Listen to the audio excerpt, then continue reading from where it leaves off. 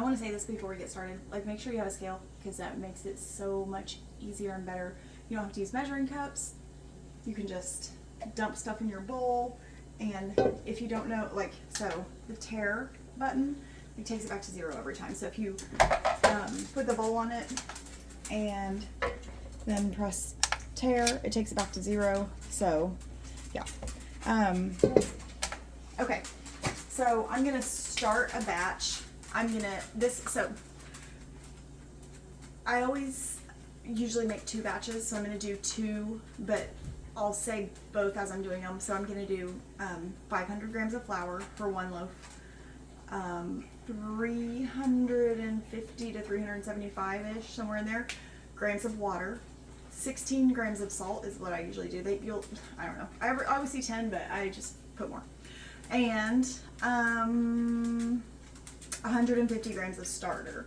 So the starter, like you'll see recipes that are kind of all over the place with the starter, from like 50 grams to 150 grams or just anywhere in between. And I use 150 grams because it's what I'm familiar with. And so I kind of have a feel for how long it takes to proof with 150 grams.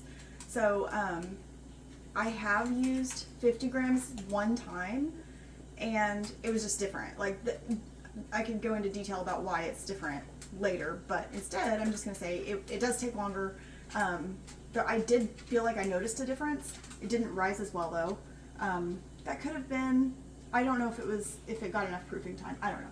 Anyway, so I'm going to start here, and I'm going to mix my flour, water, starter, salt, which you don't have to watch me do all of that. I'll come back. And then we're going to mix it all together.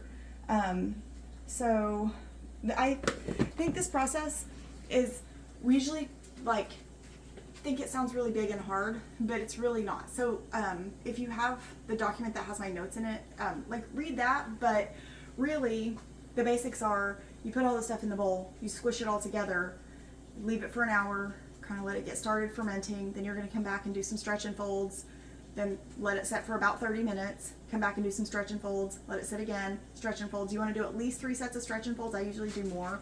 I'll even sometimes do it like later on while it's just kind of in the sitting process of the ferment.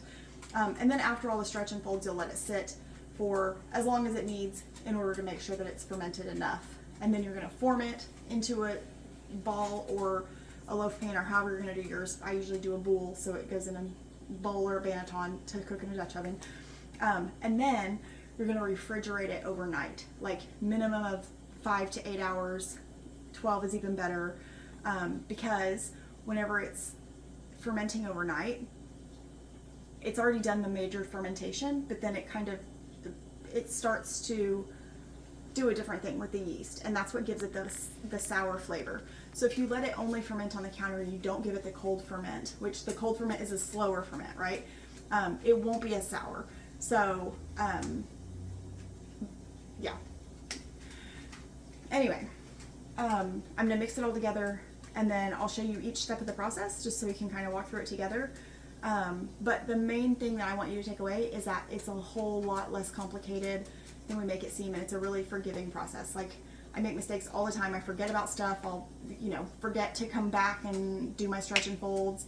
Or last weekend so if you put rice flour on your hands when you're forming the boule, it keeps it from sticking to the bowl or the basket, but it also will keep it from sticking to itself. And I accidentally grabbed the rice flour instead of the wheat flour when I was forming it, so then it didn't stick to itself, and there was a whole place in the bottom that wouldn't seal. So I just put it in the bowl and let it proof, and then I baked it the next day, and it was fine. You can mess up all kinds of ways. The main thing that you don't want to mess up is not letting it ferment long enough. Even if you let it go on the side of too long, you hear a lot of like, oh, it's overproofed, whatever. Too long is harder to do, first of all, and still salvageable a lot of the time. But if you under ferment, it's gonna suck. So that's the main thing, is making sure it gets enough ferment time, making sure you have your starter strong, and then anyways, just that it's a very forgiving process. So